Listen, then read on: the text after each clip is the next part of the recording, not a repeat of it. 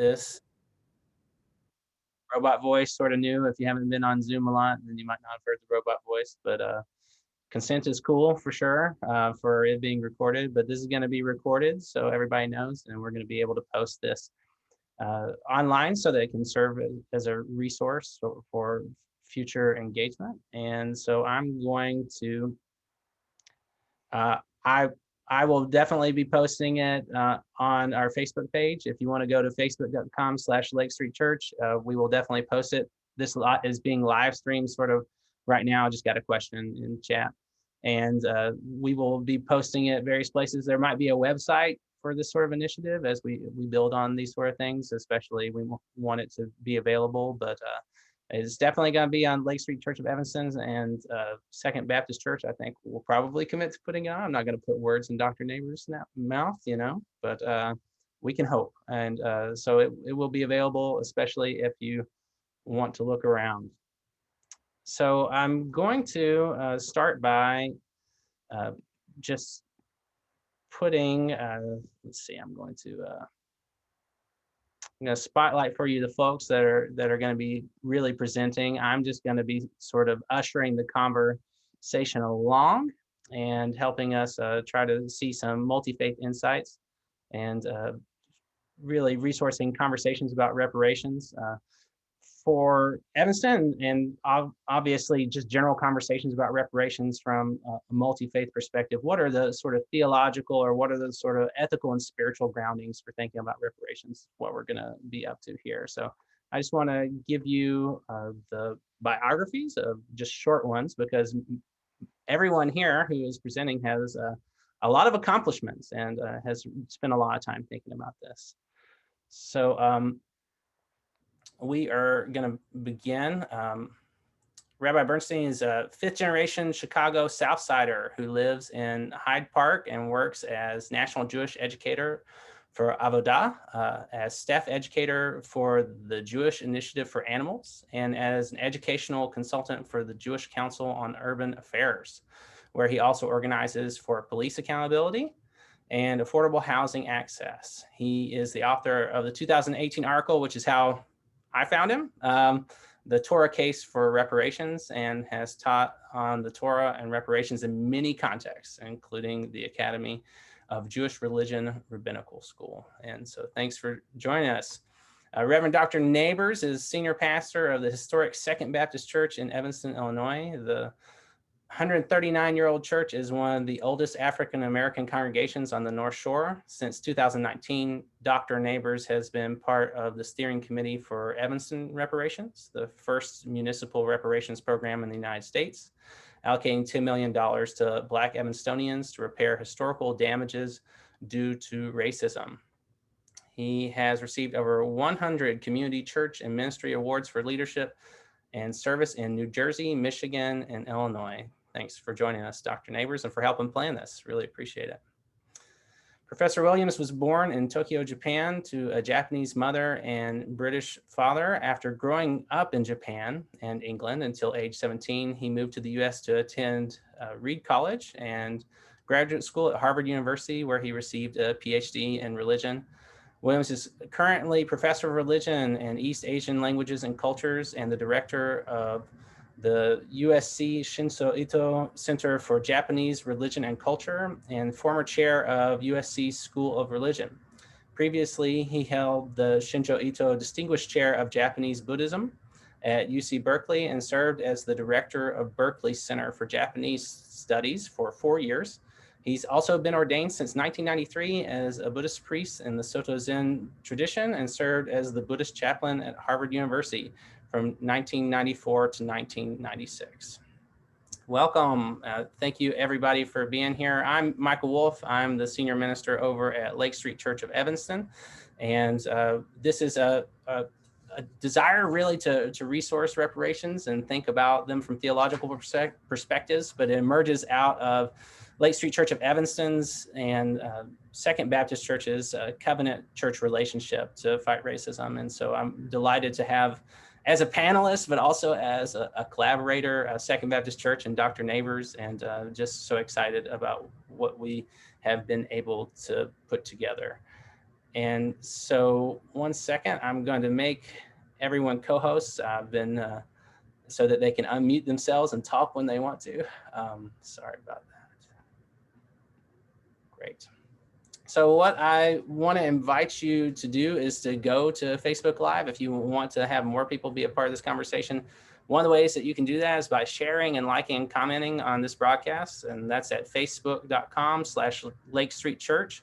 And if you share that, more people can learn about these different spiritual and ethical traditions and how they might ground reparations. And I think it would be a really fruitful enterprise for you to go and share or like or spread the word however you would like. As I mentioned before, there'll be a link and a recording available that we're going to post onto YouTube, and we will be able to share that. You'll be able to just search for it on YouTube, or you can find it at both of our churches' websites. I'm sure we'll post it.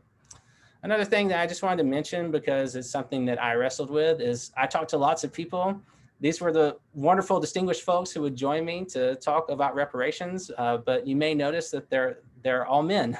So that is a bit of a difficult thing. We ended up having a manel, and that's just a sort of a joke way to say it, but we did end up having a manel, and it was something that is unacceptable in many ways, but also I decided to move forward on that just because I really wanted to resource this conversation. But I have apologies about that. If you want to talk to me about that, because that's something that I will own up to, you can email me at minister@lakestreet.org, and you can talk to me about that.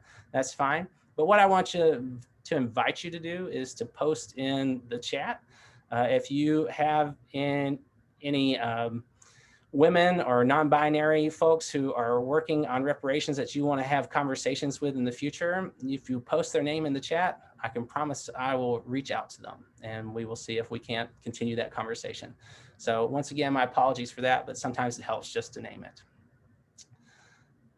Okay, I think that's it for me talking. I'm out of breath anyway.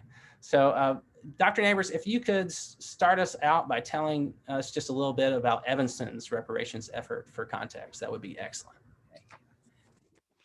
Thank you, Pastor Wolf, and good afternoon to you and to also my co-panelists, Dr. Williams and Rabbi Bernstein. It's a pleasure for me to be present and to be among this amazing heralded group of intellectuals. I want you to know that I'm a frontline worker, so my focus is more on the church, and I appreciate being with academicians who are also present on the call today. I want to really thank Pastor Wolf for the vision that he has for engaging in this kind of discussion. I will say that I think that of all of the discussions I've had about reparations in the last year and a half or more, this is the first intentional interfaith dialogue on reparations. Being a part of the Evanston reparations movement, I've been blessed to have been interviewed 58 times by reporters from near and far, from Russia, from London, from New York to California. And so I'm grateful to be here. Very shortly, let me quickly say that on November 19th in 2019, the city of Evanston passed a reparations ordinance that was supported by funding that would be generated from a tax revenue generated from the sale and recreation of marijuana of up to $1 million per year for a duration of 10 years. So that's how the reparations program in Evanston got started. While Michael did say that the panel does not have women on it, it's important for me to say this was the vision of a woman, and that is Alderwoman Robin Rue Simmons, who was representing the 5th Ward of Evanston for years until she decided not to run this past spring. But the idea and the vision of reparations was hers. She was the catalyst who spearheaded the effort and presented it to City Council when they passed it. And so that's exciting. The ordinance authorizes the city of Evanston to repair the harm and damages that Black individuals and or communities and their descendants experienced in a couple of different areas. One of them was housing. And that discrimination came through sanctioned Jim Crow redlining, government sanctioned exclusionary lending policies, and other acts of denial of equal access to mortgage loans and unfair housing policies. And the second area had to do with underdevelopment of Black businesses in the city of Evanston. So there's also historical and contemporary denial of access to contracts and business development opportunities. And that results in business underdevelopment with a significant and widening wealth gap between Blacks and whites. Other areas, of course, are education, the tremendous academic achievement disparity gap that exists between Black and brown children and white children in Evanston from kindergarten through the 12th grade. And another particular area of significant concern is healthcare. So we were grateful to be able to convince the council to pass this. And just a couple of months ago, they also agreed on releasing the first initial funding from the first year to the tune of $400,000 for housing. A lot of people felt like that was not really reparations. So there's a healthy kind of discourse of disagreement and varying opinions. But that was just 4% of the overall $10 million that will be dedicated over the next 10 years. So Michael, that's how we got started, and we've been happy to be a part of it since then. Thank you so much for that context, Dr. Nabors. So one of the things that can be missed in conversations about reparations for Black Americans is that this conversation is not a new invention. Reparations have been done before. Professor Williams, I wonder if you might just give us some insight into reparations for Japanese Americans after the injustices they suffered in internment camps during World War II. Sure. Thank you very much, Reverend Wolf, for that question. And I just also want to appreciate being able to join all of you this afternoon in Evanston and the panelists, Reverend Dr. Nabors and Rabbi Bernstein. In terms of Japanese American reparations for what happened to that community, which was the vast majority of whom were Buddhists at that time, and around 125,000 persons of Japanese ancestry were placed in these incarceration sites for the period of World War II, for a time indefinite and for people being taken out of their homes to a destination unknown. And so both race and religion had something to do with why this particular group was targeted, unlike, say, German American community or Italian American community. There was no mass incarceration of those communities because of their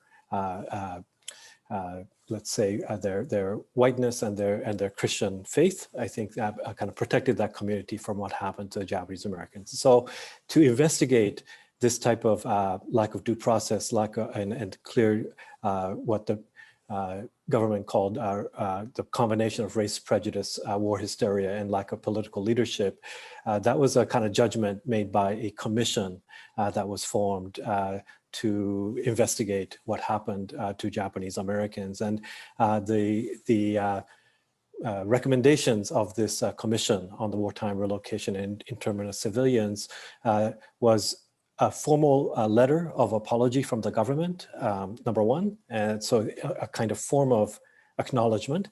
And number two, a direct cash payment of $20,000 per individual who was alive to receive it at the time of the passing of that law, which was the Civil Liberties Act of 1988.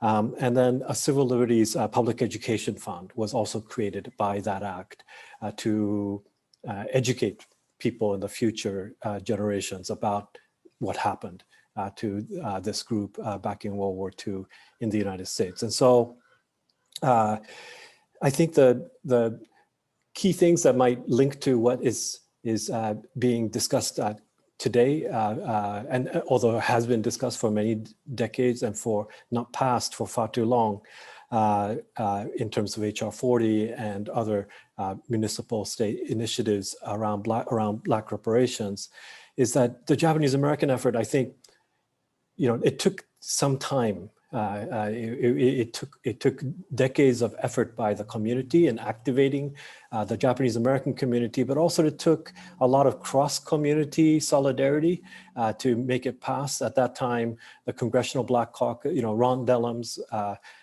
very well-known congressman from California, he led a very passionate speech to support the Japanese American reparations, talking about his own experience as a 6-year-old in Oakland, California, where he saw his friend Roland being taken away, his Japanese American friend being taken away. And somehow this type of cross-solidarity, community solidarity, I think is a very important part of what made that effort successful. And so, and the last thing I'll say is there was a lot of disagreement in the community about what reparations would look like. And so the commission wasn't even the first choice of most people. They were like, they'll just discuss it and what concrete measures will we give it. So I think those are some of the things that happened back in the Japanese American case that we might remind ourselves. Sometimes it takes time, sometimes it takes decades of community organizing, but also intra-community organizing to find that racial solidarity. So let me stop there. Thank you so much for those insights. I really appreciate that. And Rabbi, there were also reparations efforts for Jews after the Holocaust, right? Could you share just real briefly with us about that? Yeah, and I appreciate that Reverend Williams, he just referred to the intra-communal controversy about it.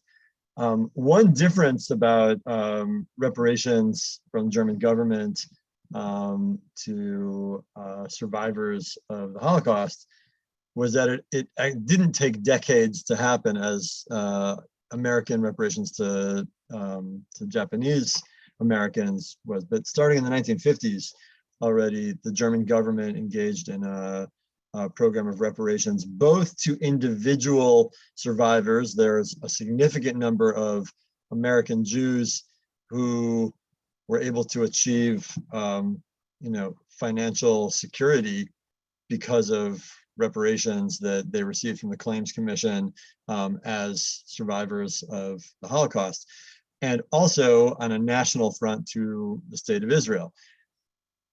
At least the latter one, I'm less educated about controversies with regard to the reparations to individuals, but on the national front, this was a major controversy in Israeli history, both politically. There were significant opposition among the Israeli population and political leadership against, there's opposition to accepting reparations, as well as in rabbinic opinions, understanding in terms of Jewish law, whether it is appropriate to accept reparations or not.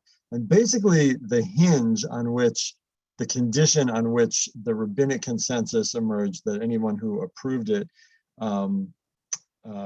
where that hinged on, is that everybody wanted to make very clear that reparations there cannot be in Jewish law or thought a notion of monetary reparations for loss of life.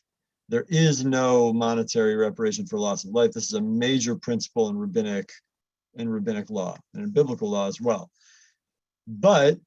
And so they wanted to make it very clear that nobody would misunderstand this as atonement for the murder of 6 million Jews. But the Nazis also stole an enormous amount of property from Jewish people, and through exiling them, caused other financial loss.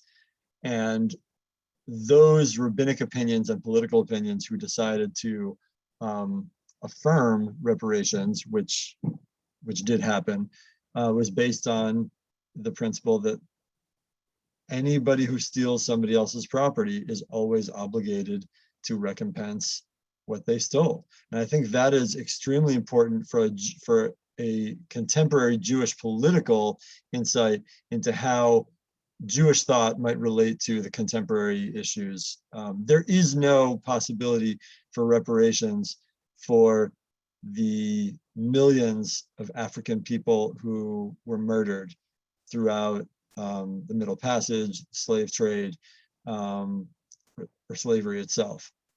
But for unpaid wages for labor and for continuing economic exploitation and the many, many ways in which Black people have been stolen from by American corporations, American communities, and the American government, and local and state governments. We'll get into this in the next parts. Jewish law and Jewish thought would say that there's a very obvious requirement for reparations. And that's basically how it played out when we talk about German reparations, both nationally to the state of Israel and to individuals, directed toward claims for lost property and lost finances and theft. Thank you so much for that. Yeah, so now that we have some understanding of reparations here in Evanston, and also some of the ways that reparations have been thought about before in a couple of different contexts, I think we can now turn to the heart of the matter, religious and spiritual groundings for thinking about reparations. And Dr. Williams, when we talked previously, you shared about how your Buddhist tradition thinks about repair and wholeness and reparations. And I wonder if you could share a little bit with us now. Sure, Michael, thank you. I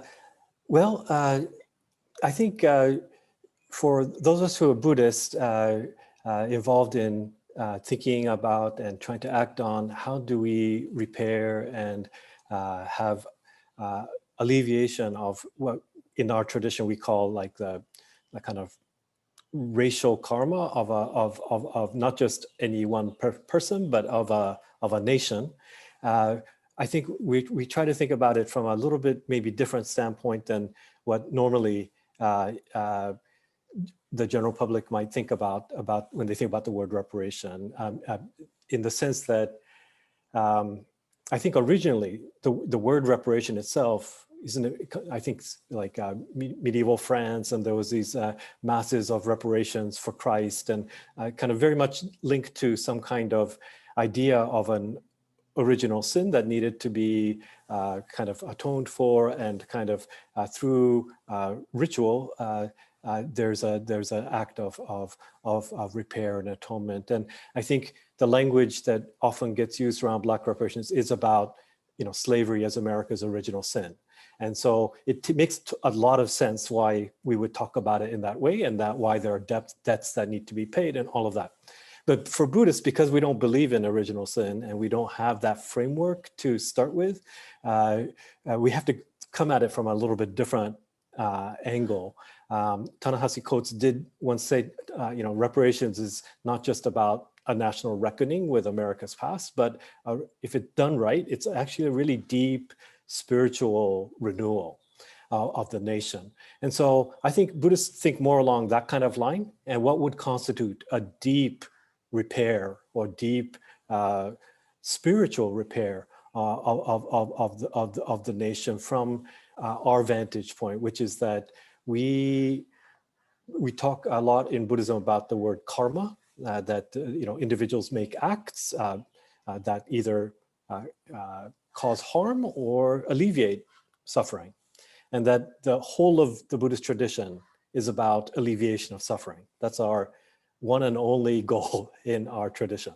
And so we calculate karma based on, are we increasing suffering or decreasing it?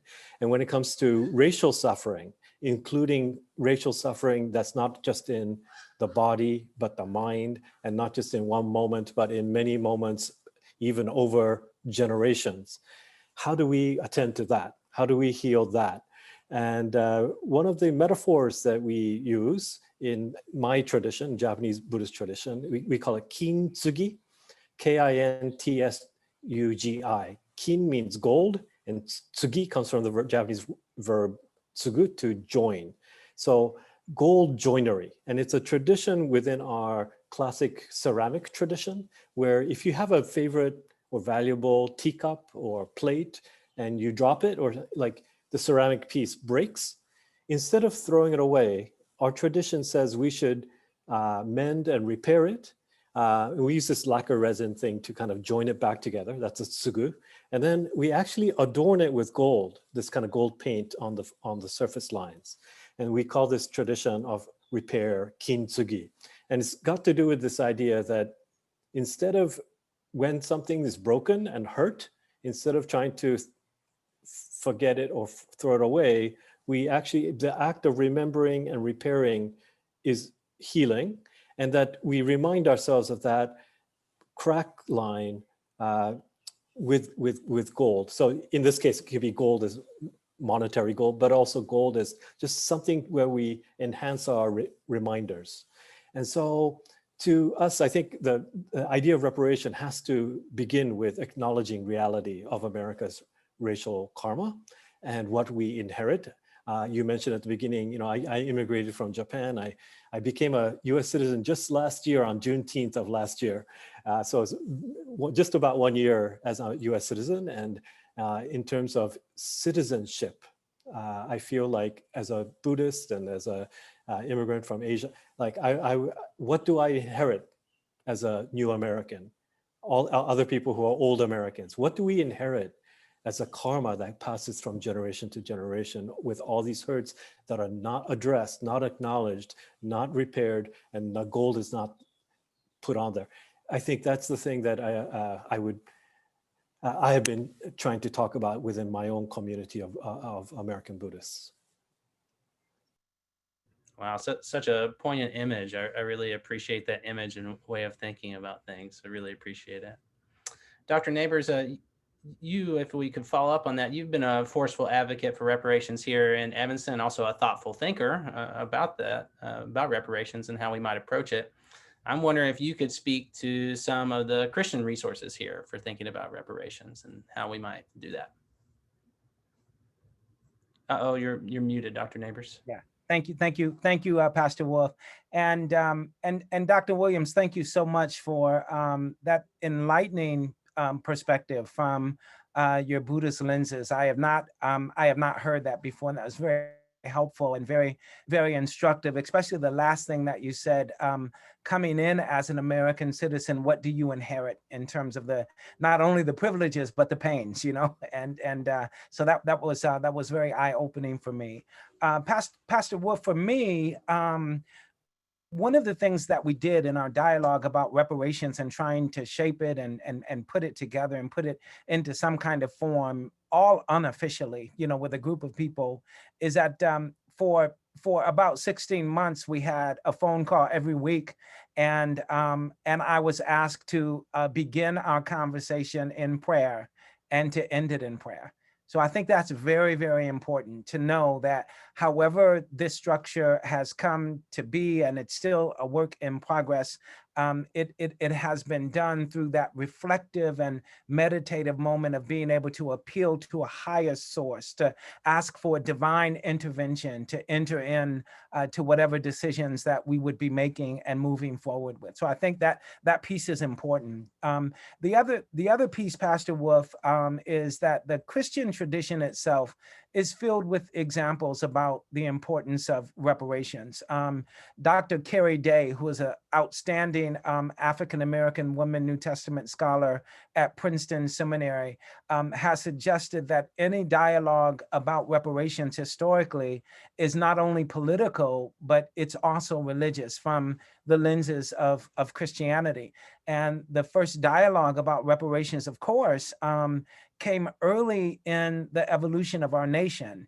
So the Revolutionary War, when it was started, there was an appeal by slave owners to ask their slaves to participate in the war, to fight for the freedom of the colonists, you know, against the tyranny of Great Britain. And of course, the promise was that if you fight for us, we will give you freedom. You will be free.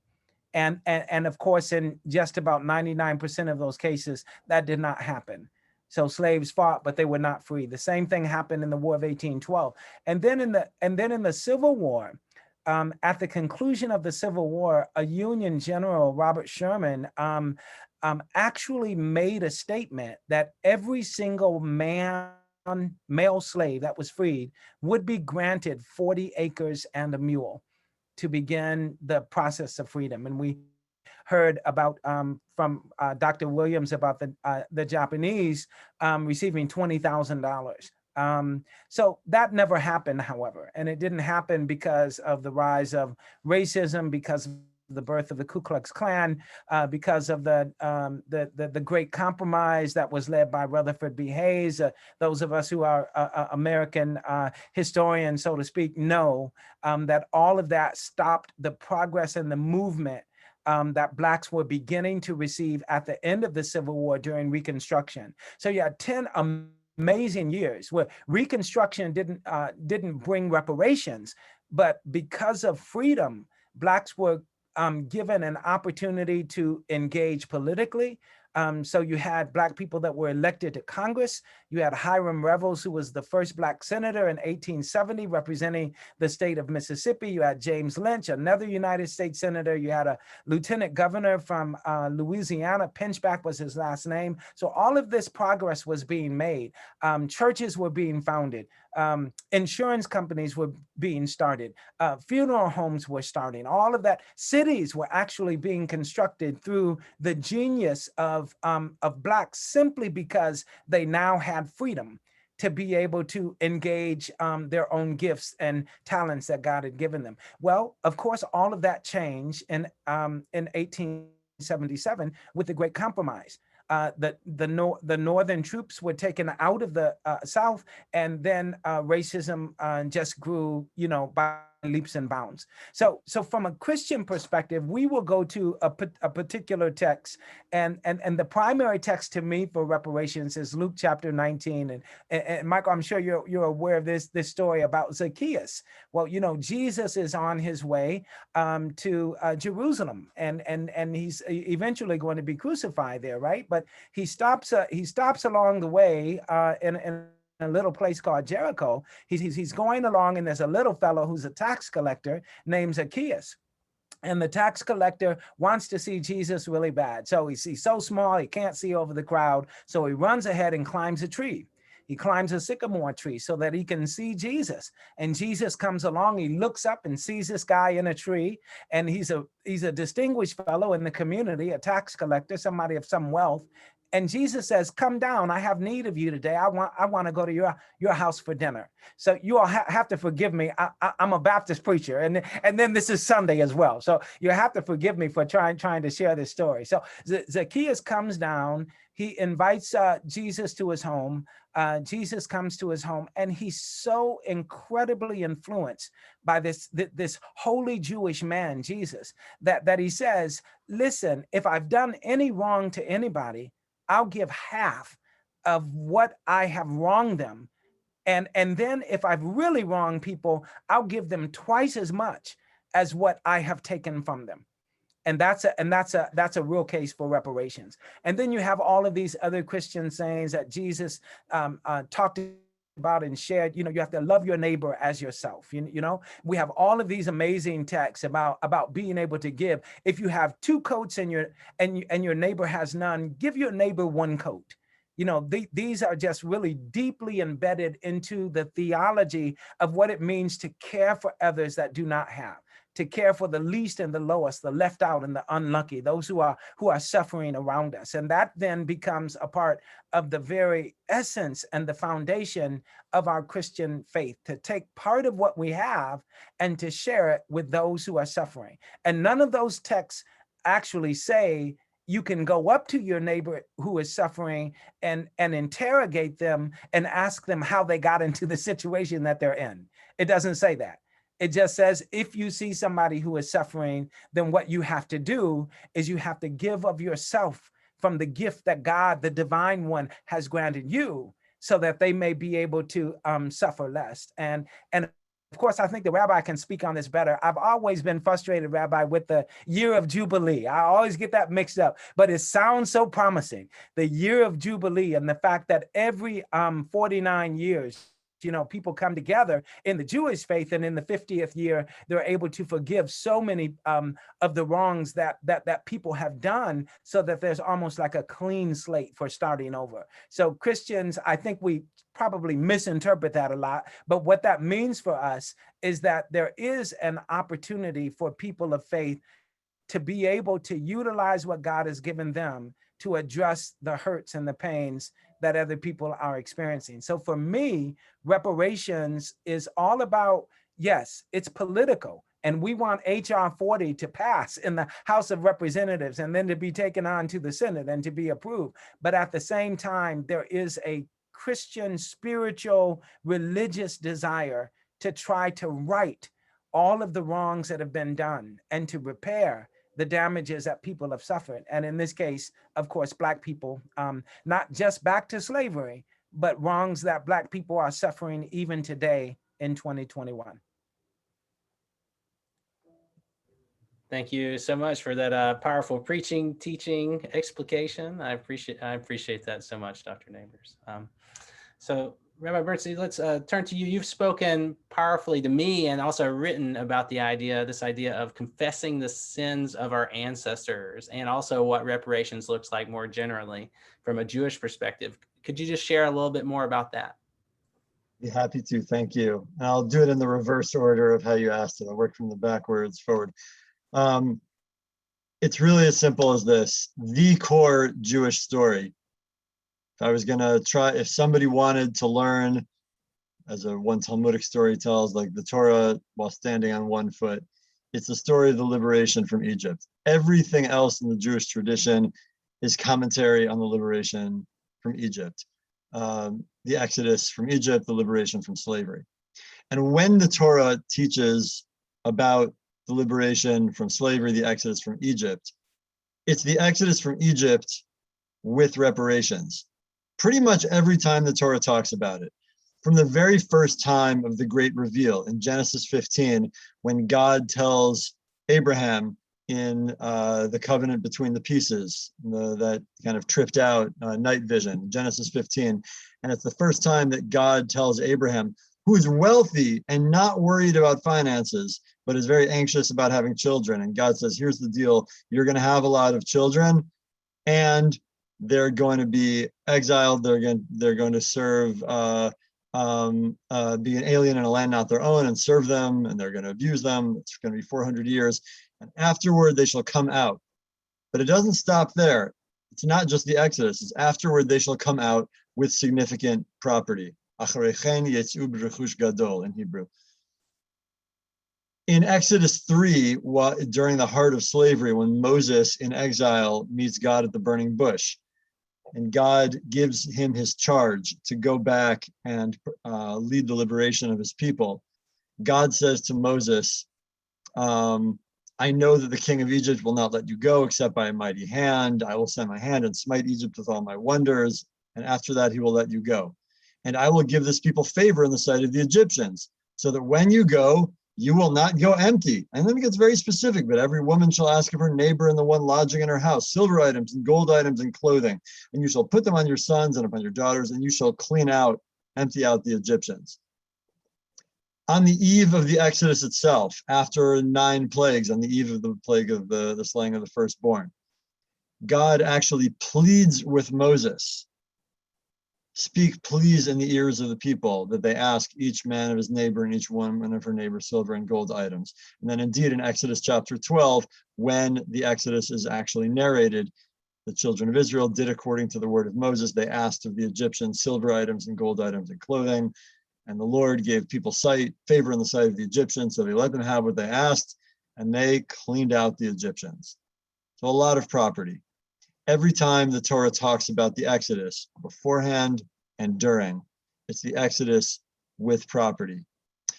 Talmudic tradition has basically one core story addressing the nature of this. It imagines a scene set mythically hundreds of years before the Talmud in the court of Alexander the Great, which is significant as being the one empire that included both Egypt and the land of Israel. So it's equivalent to thinking about The Hague in our idiom. So, and in this case, the Egyptians sue the Jewish people in Alexander the Great's court in this mythic story in Talmud Tractate Sanhedrin, page 91a. And they say, hey, your very own Torah says that the Israelites took property, and the word is asked, but that also means borrowed. They borrowed property from the Egyptians on the way out, and then they made a run for it. You owe us all this stuff. You owe us reparations for all the property that you stole from us, the Egyptians. sounds to me like when, cases of when, like when Spain opposed Argentina nationalizing its oil reserves and saying that Spain's property was being compromised without ever questioning what Spain was doing, claiming property over Argentina's oil reserves. Be that as it may. So in the Talmud, we imagine the Egyptians suing the Israelites, the Jews, in international court, saying, give us back the property you took. And the Jewish response in Alexander the Great's court is, but just 2 verses later, the very same passage says that the people had ended their slavery of 400 years of servitude in Egypt. Give us the wages that you owe us that you've never paid us for 400 years of labor. Now it's pushing it a little bit because it was really just 210 years of slavery, 190 years were the good years. Be that as it may, you owe us back wages. In other words, all right, you want to play that game? Maybe we did sneak out. Maybe we weren't sure what was going to happen. We made a run for it. Maybe so. You want to play that game? Okay, let's pull out our calculators. How much do you think our ancestors took? How much were our ancestors owed by your ancestors? If anything, you all would have owed us even more. You're lucky that we only took what we took with those who were willing to go and talk to their neighbors and hoarding a lot of property. You're lucky, you probably owe us more. And in the narration of this story, it imagines the Egyptians then not returning back to court and international law recognizing the Jewish claim. What this means is, from a Jewish perspective, and in the entire massive rabbinic tradition, to my knowledge, nobody ever, there are no rabbinic texts giving a different interpretation. The rabbinic interpretation is that the property taken in a sloppy way from the Egyptians on the way out is a sloppy replacement for the reparations of the unpaid wages for slavery on the way out. In other words, as a Jewish person who is animated by Torah, it is incoherent not to support reparations. Our basic story, there is no way to have an identity as a scripturally and rabbinically animated Jewish person that does not run through reparations. Reparations are the core piece of our story. And good things happen with reparations and bad things happen with the reparations. We built the tabernacle with gold and silver and fabrics going into the building of the tabernacle, so that in Exodus 25, so that God could dwell among the people. They also built a golden calf. And that's irrelevant, as Ta-Nehisi Coates writes very eloquently in his article. Reparations are not based on the righteousness or the wickedness of the people to be receiving them. They're based on the wrong that was done prior. Our mythic story is grounded in reparations. And that's the argument that I set forward in my article, The Torah Case for Reparations, some other texts, also looking into some later liturgical texts that through which we continue to remember that. A follow-up which the Reverend referred to is, well, what about this question? Okay, I can imagine some Jewish people reading my article and saying, okay, good point. I agree that we must, as Jews, religious Jews, support reparations in principle. It's our core story. But in the American context, African slavery, what's that got to do with us? I agree that there should have been reparations, 40 acres and a mule should have been paid out, and that Jewish law would have required that in 1866, 67, 1870, etc. But what's that got to do with me? And in fact, while among Jews who were in the United States at the time of slavery, Jews were as involved or not involved in either slavery or the financing of slavery or the Confederacy as anybody else. They're a tiny percentage of the population. And there are very, very, very few Jews in America who descended from anybody who lived, any Jewish person who was alive in America at that time. the vast majority of American Jews descend from people who came around the turn of the century in the Great Eastern European immigration, or of immigrants around post-Holocaust, as well as converts and many other sources. There are very few Jews. There are some, but very few German and Sephardic Jews, very few who descend from anyone who's there. So what's it got to do with me? And that goes to the question that the Reverend asked about, are we responsible for the sins of our ancestors, and who are our ancestors? The book of Leviticus in chapter 5 details the laws for atonement for personal transgression. And it's very specific that the person must give a personal declaration, confession of one's own personal sins. And similarly, in Leviticus chapter 16, in the passage that becomes through later editing of the book of Leviticus, becomes associated with the laws of Yom Kippur, the national atonement, the confession we give, is for our own sins.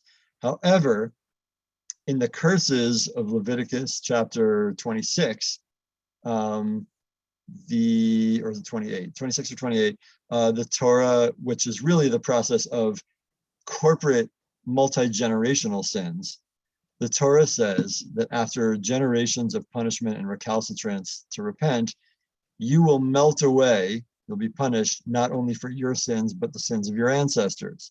And you must repent for your own sins and the sins of your ancestors. And the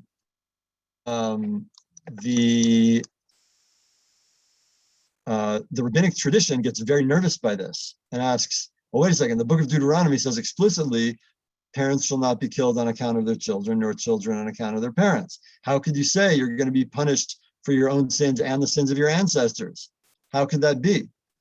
And the answer in the Midrash, in a classic rabbinic work called the Sifra, also brought in the Talmud, is that as long as you continue to grasp on to the sins of your ancestors, or according to a different textual variant, as long as you are in the grip of the sins of your ancestors, you're still accountable.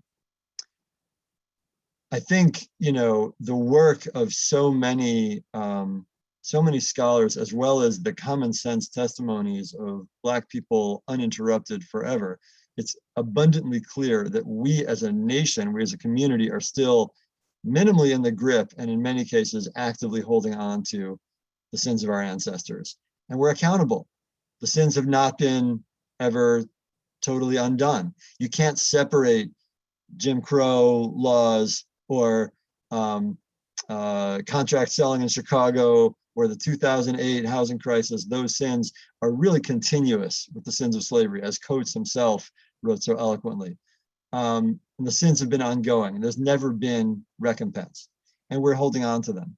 And to any Jewish person who would say, like myself, I don't descend from anyone who was in the United States at that time. My ancestors came around the turn of the century. I would turn our attention to the great Rambam, Maimonides, one of the greatest of the Jewish legalists and philosophers in 12th century Spain. Rambam has a very famous letter, a letter dripping with pathos from a convert named Obadiah, who wrote a legal letter to the Rambam asking his legal opinion. Am I allowed to say the parts of the liturgy that say, "O God and God of our ancestors, Abraham, Isaac, and Jacob, etc.? Am I allowed to say, praised are you, Adonai, who has chosen us and commanded us with the commandments?" Because you can hear the pathos in his voice. I'm not genetically a descendant of anyone of Abraham, Isaac, and Jacob.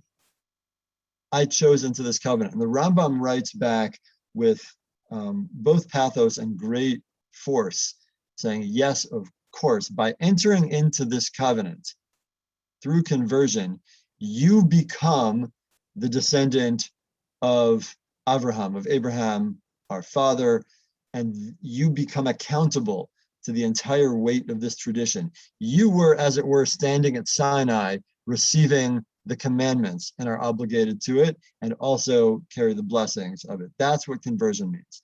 That's a Jewish perspective on citizenship.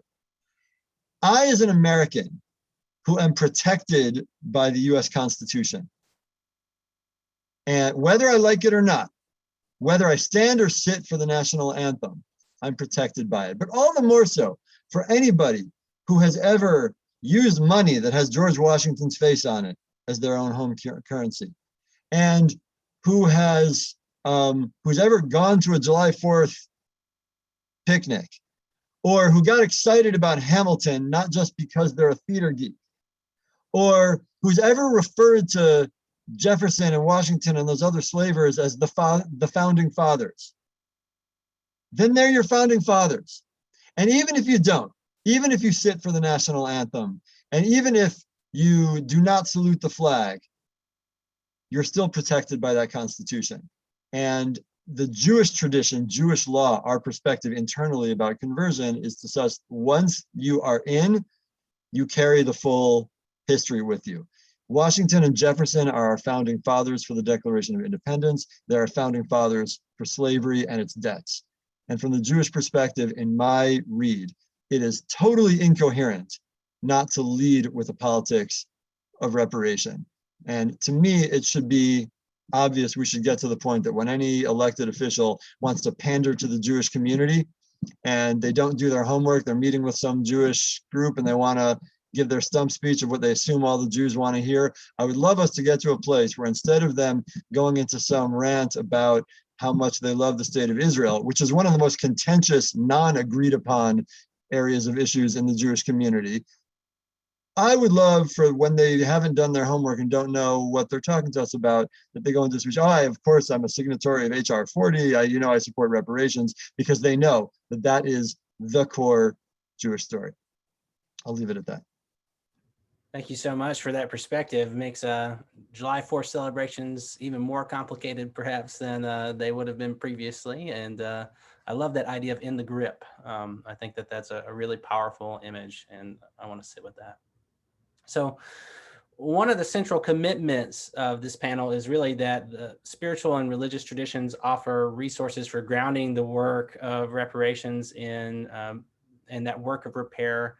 And that's especially true in a multi-faith context, because so much of how we talk about repair, about wholeness, is indebted, or it comes genealogically from a Christian perspective. So reframing that and getting new insights on how we talk about reparations, and really saying our different spiritual and ethical frameworks here provide rich resources for thinking about those central topics about what constitutes how you make a wrong right, how do you take up that work of repair. Our religious traditions have something to say about that. And so I think we can get some new angles by having some new perspectives, some really good perspectives. I'm really thankful for all our panelists. But I want to turn to our panelists and I want to ask them if there was anything they heard from another panelist during this time that excites or challenges them, or anything that they want to add or build upon from their tradition. I want to give them the opportunity to do that. Well, let me begin by saying that I'm just honored and privileged to be on the panel with Dr. Williams and Rabbi Bernstein. Your perspectives are just tremendous. And Rabbi, what I learned from you, and I think you made it very clear, is that the very genesis and nature and existence of Judaism is connected to this whole idea of reparations. That's a part of your very story from the Exodus. And I think that's wonderful. I think maybe I felt that, but I'd never heard that as clearly. And I think that's just essential. And I think that Dr. Williams, what I've learned from you is that the whole idea of karma, of being a part of this country, and recognizing the incredible need to begin to repair the damage, because if that isn't done, there's a karma, and then if it is done, there's another karma. So I think that talks about the commitment of being involved in the work. And so I think that all of us were sort of saying the same thing. And Pastor Wolf, for me, I think that the greatest difficulty lying in the way of a sort of mass acceptance of reparations lies in the walls that have been built in this country that continue to divide us as a people. And this effort about engaging in interfaith relations, particularly along the discussion of reparations, is one of the first steps to beginning to beginning to bring down the walls. I think that what the problem is that we have an attitude in our country that if it doesn't affect me and mine, then I'm not going to be connected to it. I'm not going to be bothered by it.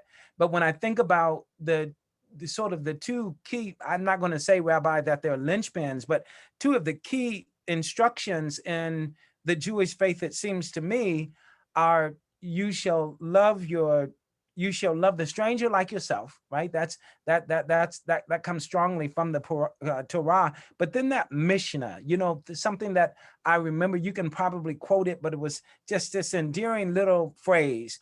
Why did God create swarms of bees and prides of lions and herds of deer and schools of fish and flocks of birds and only one human couple, so that no one can say to another, my ancestor is superior to yours? So somehow, until we get to this point of understanding that we are all of the same human family, I think that we're going to struggle with people accepting the idea that reparations is just and important, because we're going to remain divided, and we're going to remain divided based upon our own perspective and our own reality. So the more that we can do this, Pastor Wolf, I think you've opened up this really Pandora's box here in a very positive way.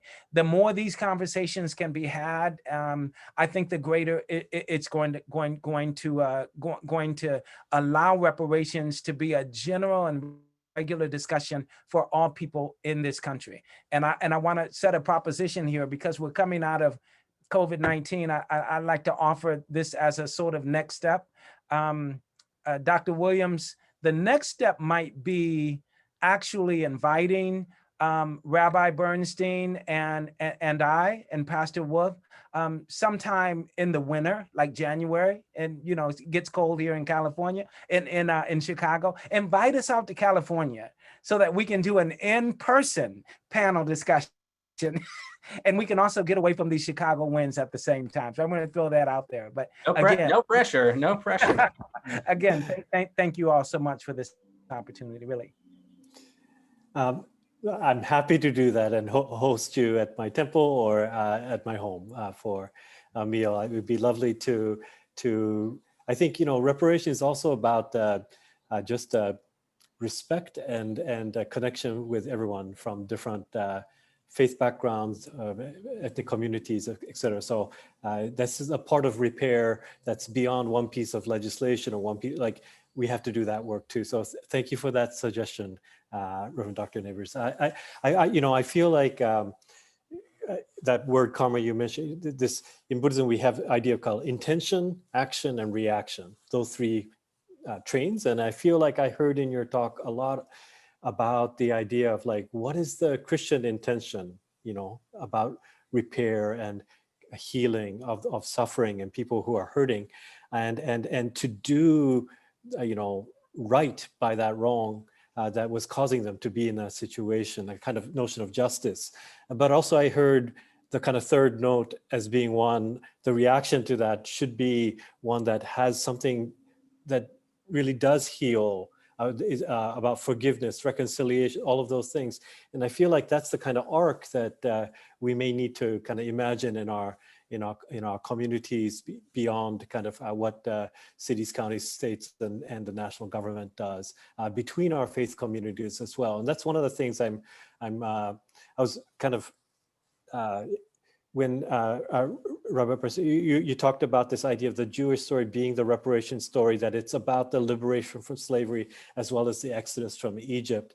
It really reminded me of, for the American Buddhist community, the first group that came to this country were the large number of, before Japanese Americans, Chinese Americans came to work on the mining and the railroads and so forth in California. And there was, of course, the first act of, exclusion, the 1882 Chinese exclusion act, first federal immigration law that said one group of people are not welcome here. And the slur word used at the time was the heathen Chinese, this racially unassimilable group that was also religiously unacceptable for the notion of America at that time.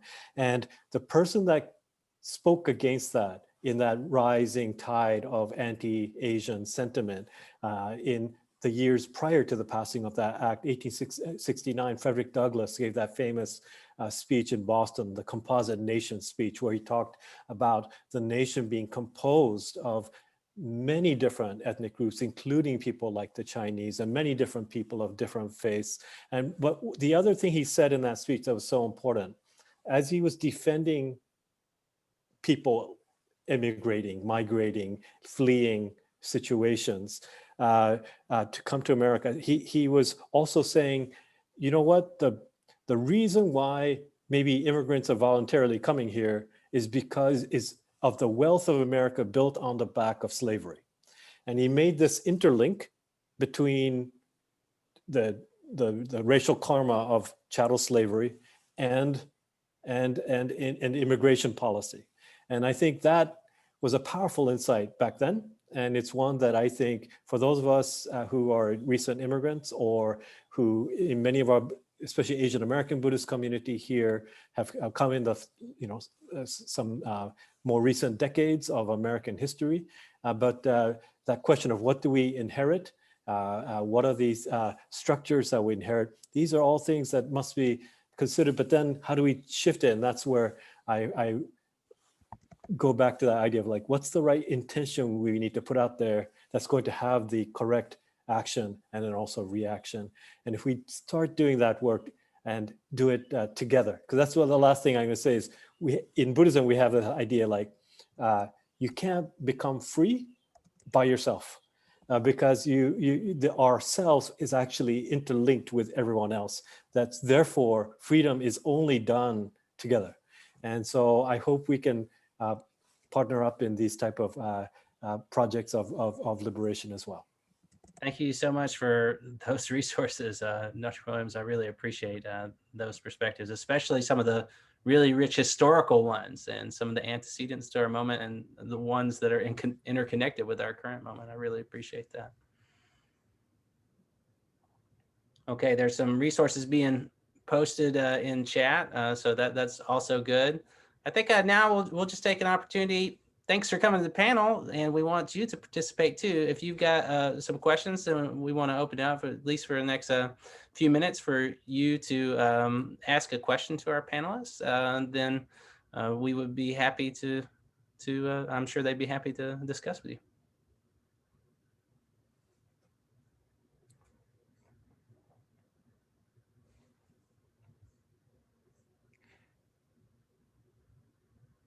Pastor Wolf, as that happens, I'd like to just say one thing. Reparations comes in so many different forms these days, and I do want to share that there are houses of worship around the country that have begun to engage in their own local reparations efforts.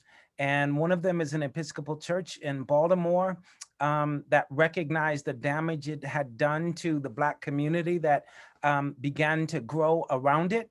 And what they did was they pledged about $500,000 to that particular zip code to begin to repair the damage that was done to Blacks residing near that church. So that kind of thing is being done.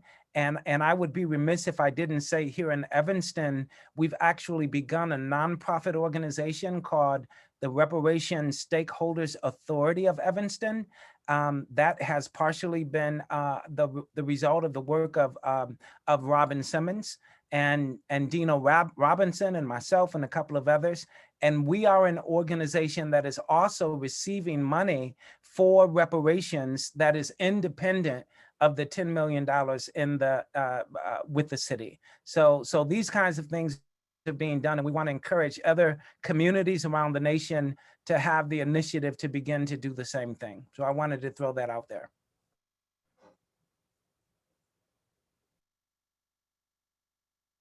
Thank you so much, Dr. Nabors. Well, some things are starting to come in.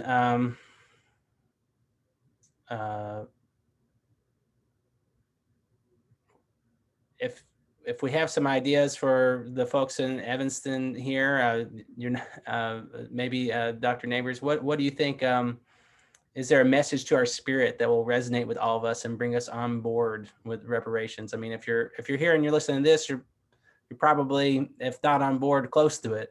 But you know, what about for other folks, I think, and for us now, I guess. Yeah. Well, you know, for me, the answer for reparations for Black people in the United States is an initiative that is for the United States.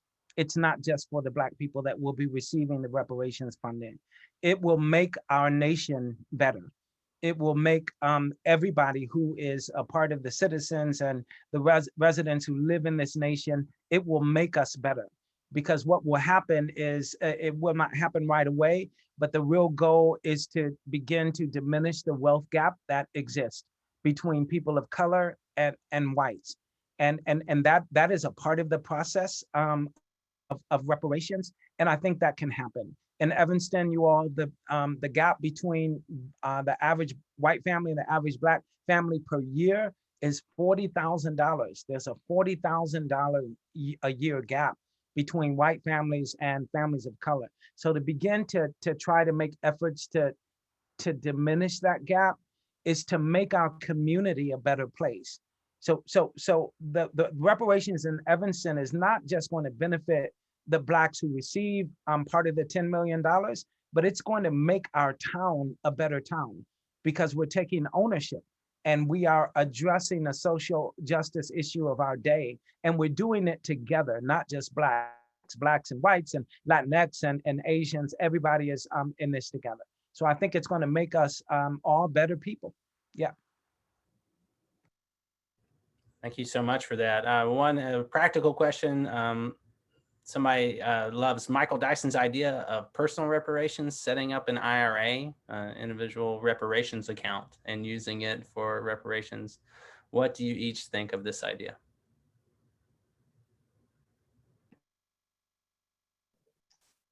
You know, following the footsteps of Ta-Nehisi Coates in his article, I've tried to avoid settling in on a particular pathway toward reparations. I think part of what's powerful about HR 40 on the national front is that it's saying Congress should fully fund the research of how and to whom to do reparations. And I think a lot of that's the context in which a lot of the practical questions should be unpacked. I'm hesitant to try to draw too strongly from mythic old texts. I think there's a genre mistake of like trying to overread the Talmud, you know, for you know, across such a different economic system. I think that our mythic scriptural texts, and in the Jewish tradition, including legal texts, are very helpful for framing what our responsibilities are in the big picture. Some of the details I think are left best to economists and historians and people, you know, people who can research what's going on. So I don't have a lot of clarity of opinion, and I'm not sure that the textual canon in which I operate would have a lot of insights onto like, is this approach or that approach? My answer is, I think our answer is we should be funding and passing HR 40 into law and bring the right people to the table to discuss all the different options, probably none of which will be perfect. Having said all that, I will say that, and I haven't written about it yet, but I have started teaching, there are legal Talmudic texts about problems that might give us some indication of a gesture of how we think about the current reparations dilemma. And, you know, for example, the Talmud has a number of texts around how to deal with a longtime thief, a lifelong professional thief who comes in repentance, or there's a window in which they might repent, and there's a public interest in interrupting their ongoing theft, and what are the conditions in which actually it's in the public interest to waive recompense in order to get them to shut down their organized crime operation. And there are other texts about, you know, what about people who stole from the masses let's say, a corrupt tax collector or someone of that nature, somebody who worked for the occupying Roman government. Like, how can a person like that do recompense when they don't know exactly from whom they stole in every case? And generally, those texts point toward public works that are going to be accessible to the community that was exploited. So I think that's one direction. I do think that we have enough documentation of the ongoing, we have much more sophisticated accounting mechanisms today, and our economy is much more traceable than in old times. I think that it's much easier to trace in a more granular way how much Black people, even if it's just your average Black person, has been exploited financially by the American state.